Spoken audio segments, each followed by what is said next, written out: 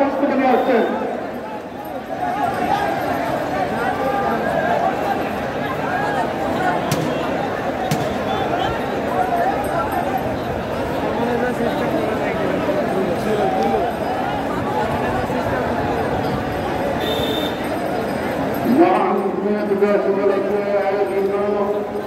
যখন এতে পাচ্ছি সেই গণতন্ত্র আলোর মুখ দিতে তার নেতৃত্বে সেইটাই বাংলাদেশের জনগণের প্রতিষ্ঠা। আজকে পত্রপত্রিকা সোশ্যাল মিডিয়া তারা যে হারে দেখা দেখে শুরু করতে মনে হয় বিএনপি ক্ষমতা, সব দেখা বিএনপির বিরুদ্ধে নেতাদের বিরুদ্ধে। গণতন্ত্র বিএনপি একটি নাম এক এবং অভিন্ন। বিএনপির বিরুদ্ধে ষড়যন্ত্র আর গণতন্ত্রের বিরুদ্ধে ষড়যন্ত্র আমি এক কাঠিতেই মাপতে চাই, এক মাপেই মাপতে চাই।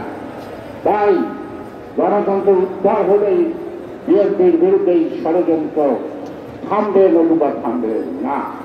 বিএনপির বিরুদ্ধে ষড়যন্ত্র এই কারণে বিএনপির অপরাধ, তারা একটা সুস্থ অবাধ নির্বাচন চায়, জনগণের মালিকানা ফেরত দিতে চায়, তাদের ভোটের অধিকার ফেরত দিতে চায়।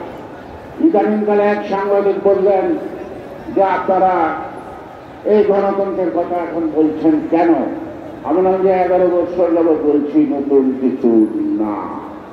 এর জন্যই জীবন বিপন্ন হয়েছে, অনেক মায়ের বুক খালি হয়েছে, অনেকে সন্তান স্ত্রী হারা হয়েছে, অনেকে পঙ্গুত্ববরণ করেছে, অনেকে ছাত্র তার জীবন দিয়ে লিখে গেছে এই গণতন্ত্র পুনরুদ্ধার এবং ফেসিবাদের ইতিহাস। এই ইতিহাস পাল্টানো যাবে না। আজকে যারা সরকারে আছেন তাদেরকে বুঝতে হবে বিপ্লব অর্থাৎ দীর্ঘ 11 বছরের আন্দোলনের ফসল আজকের সরকারকে বিশ্বাস করে জনগণ দিয়েছে, তারা একটি নির্দলীয় নিরপেক্ষ নির্বাচন করতে সক্ষম হবে, কারণ তারা কোনো দলীয় না। এই কারণে যে ব্যক্তিদের সমন্বয়ে গঠিত অন্তর্বর্তীকালীন সরকারের নানা ধরনের নানা কথার মধ্যে ঘটে ওঠে, তারাও কোনো না কোনো রাজনৈতিক দল গঠন বা চেষ্টা করছে, অর্থাৎ বিএনপিকে মোকাবেলা করার জন্য।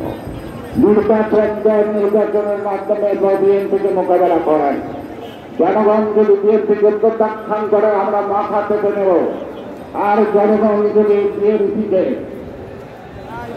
জয়ী করে অথবা রাষ্ট্রীয় দায়িত্ব দেয়, তাতে আপনাদের মনে কষ্ট লাগার কোনো কারণ আছে তিনি আশা করি প্রকাশ করবেন। আজকে এই সরকার একটি চুক্তি করছে আরাকানের সাথে, একটা অন্তর্বর্তীকালীন সরকার চুক্তি করছে আরাকানের সাথে 7টা শর্ত। 7টা শর্ত গোপন কেন? হাসিনা ইন্ডিয়ার সাথে অনেক চুক্তি করেছে, সেই চুক্তি অনেক কিছু গোপন। আজকের সরকার পররাষ্ট্র উপদেষ্টার কথা বোঝা গেল, তাহলে হাসিনা সরকারের চরিত্রের সাথে এই সরকারের চরিত্রের তফাৎটা কি আপনারা আমাদের বুঝবেন বলেন? আপনারা সেই 7টা শর্ত জনগণকে প্রকাশ করেন, সেটাকে জনগণের পক্ষে না বিপক্ষে?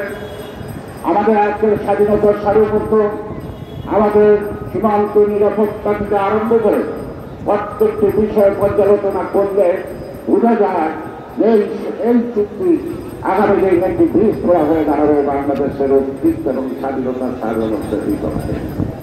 আমি এখানেই শেষ করছি। সবাইকে আন্তরিকভাবে ধন্যবাদ। আমি জানি সকাল 8টা থেকে আপনারা আসছেন।